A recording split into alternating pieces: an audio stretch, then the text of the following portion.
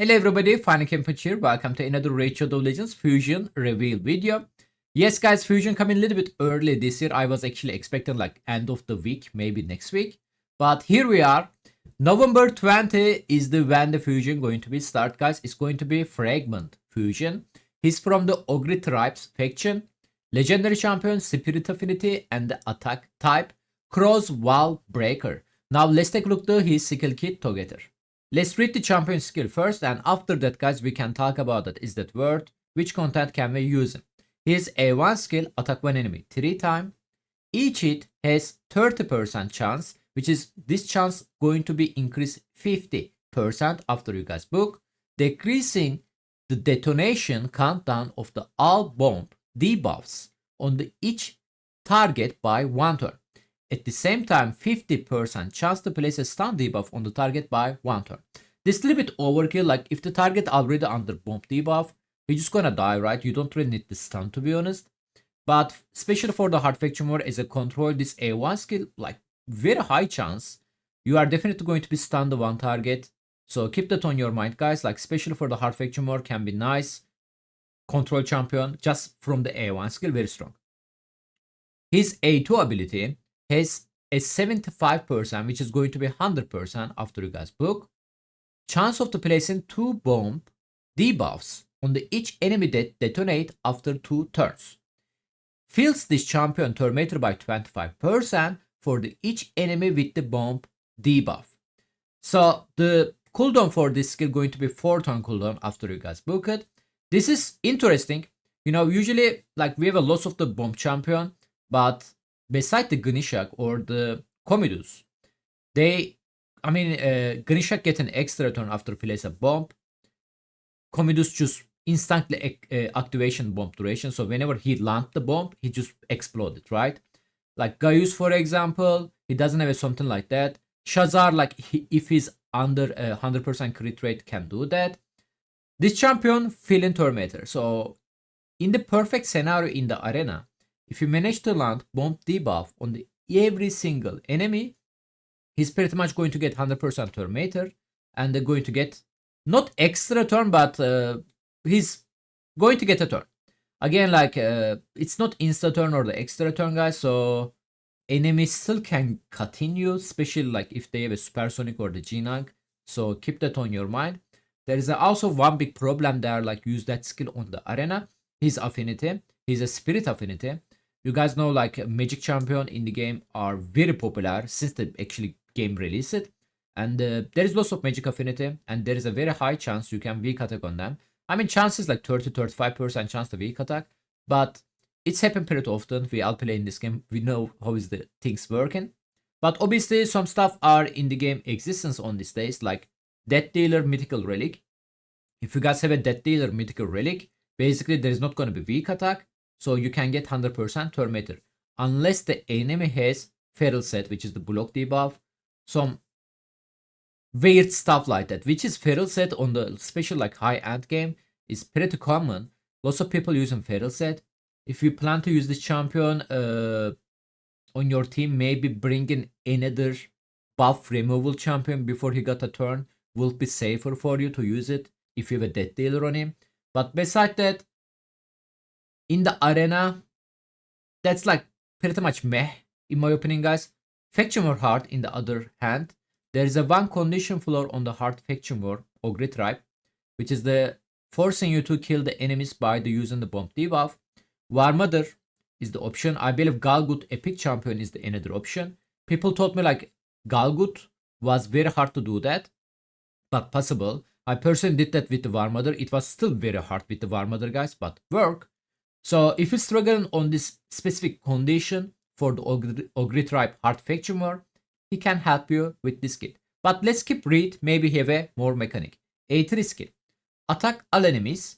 Has 75% chance, which is going to be 100% after you guys book.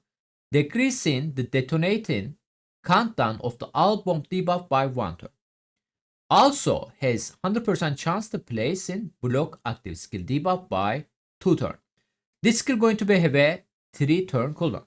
So you are going to place a bomb debuff from the A2 skill, and after that, if the perfect scenario happen, you got another turn because of the 100% Tormentor field. If you manage to land bomb debuff for the every single enemies, then you can decrease the detonation countdown from the bomb by 1 turn.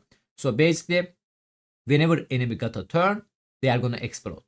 That's not enough. He's also going to place block active skill debuff by 2 turns. Okay, that's like a little bit weird skill in my opinion, because bomb debuff can bypass the stone skin. And if you manage to land a bomb debuff on the enemies, and if this perfect scenario happen on the A2 skill, which is you got 100% Tormentor, so you able to use your A3 skill, which is detonating, decreasing the detonating countdown, right? So which means bomb gonna be explode. But the block active skill debuff doesn't bypass the stone skin. So bomb damage increasing against the stone skin enemies. That's why we are using bomb debuff against the stone skin meta. Try to kill them, right? Because they are dealing insane amount of the damage. But at the same time, block active skill not gonna be bypass the stone skin. Obviously, beside the arena, I feel like this block active skill part is a little bit like useless unless, like I mentioned earlier, you bring another champion with the buff removal ability, so you remove their stone skin, which means your bomb going to deal less damage. Keep that on your mind. But at the same time, let's say they didn't die from your bomb, at least you are going to be block active their skill. At the same time, for the hard faction war, this skill is the great control ability. It's basically like lockout ability, 2 turns, and this skill has a 3 turn cooldown, which is you can also like do some mechanics from his A2 skill, you know, extra turn stuff like that. So that can be nice, guys. Keep that on your mind. For the faction war hard, block active skill part is huge. For the arena wise, I kind of find it useless in my opinion. Passive skill is looking interesting. Fills all allies Tormentor by 5% by the each time a bomb debuff detonates. So each time a bomb debuff detonates, it doesn't need to come from him, from what I understand. And it's gonna fill your Tormentor by 5%. Has a 20% chance of activation and insta turn effect. This is different. Insta turn is different, guys. Okay, insta turn means you are literally going to get a turn on this champion whenever an ally or the enemy is killed by the bomb debuff. So that's very interesting. Passive skill. Filter meter part is like a little bit weak in my opinion, like 5% for the each bomb debuff. I mean, like again, like if you land the bomb debuff on the enemy, why are you worrying about the block active skill on them? Why are you worrying about like fill your Tormentor? You're just going to be explode them. I mean, they're just gonna die, right?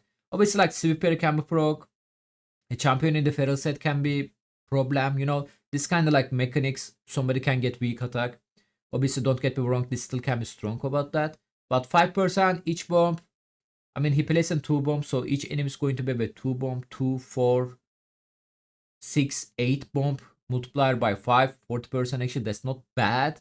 But again, like if the every bomb landed, like why worrying about filling your Tormentor at all, you know, enemy is going to be die anyway. But the second part is 20% chance of the activating insta turn effect on this champion whenever an ally or the enemy is killed by the bomb debuff. So especially like if the enemy is killed by the bomb debuff, which means it's already detonated, so you don't really need to be worried about like this champion getting another turn, right? Like you don't need to worry about, oh man, I got a insta turn, time to use A3 skill. No, like bomb already exploded, like so, you know, like it's already exploded, so you already killed the target. Insta turn is not really going to be help you there, right? But it's also saying whenever an ally is killed by the bomb debuff. So I wonder a scenario in the arena if you build this champion in the feral set, block debuff, basically mean enemy bomb champion cannot be land bomb debuff on him, and the enemy bomb champion going to land a bomb debuff for your allies. They are going to be die, and he's going to be has a low chance, 20% chance to get a turn, and he can place a bomb debuff on the enemies if they are not under block debuff, of course, which is, I mean, Sifi, one of the like popular way to fill your Tormentor. There's a Star Sage as well. I mean, I don't know, guys. Like, I don't know. Like, do you guys have a like different plan for this passive skill? Like chances, I mean, even the chances 100%. Like, most likely enemy is going to bring the Sifi block debuff champion. or like something else, like Marichka on the team, you know, then they are gonna land a bomb on you, so you are not gonna get a bomb because you have a feral set. I assume an enemy don't have a like lockout champion or like another buff removal ability, so you are safe. You didn't get a bomb, so you got an insta turn effect, so you land a bomb on them if they are not under like block, debuff, stuff like that. I feel like it's not that great to use it on the arena, guys, in my opinion. And the aura, elite attack, all battle, 30%. So, which scenario we can use him? Like I mentioned earlier, hard faction war, bomb condition floor. You can also use him like beside that because of the he have a block active skill on the hard faction war, which is the A1 skill, has a very high chance of to place a stun debuff, single target, but this is A1 skill. So this A1 and the A3 skill can be nice control ability. Beside that, siege obviously. You guys know how is the siege looks like.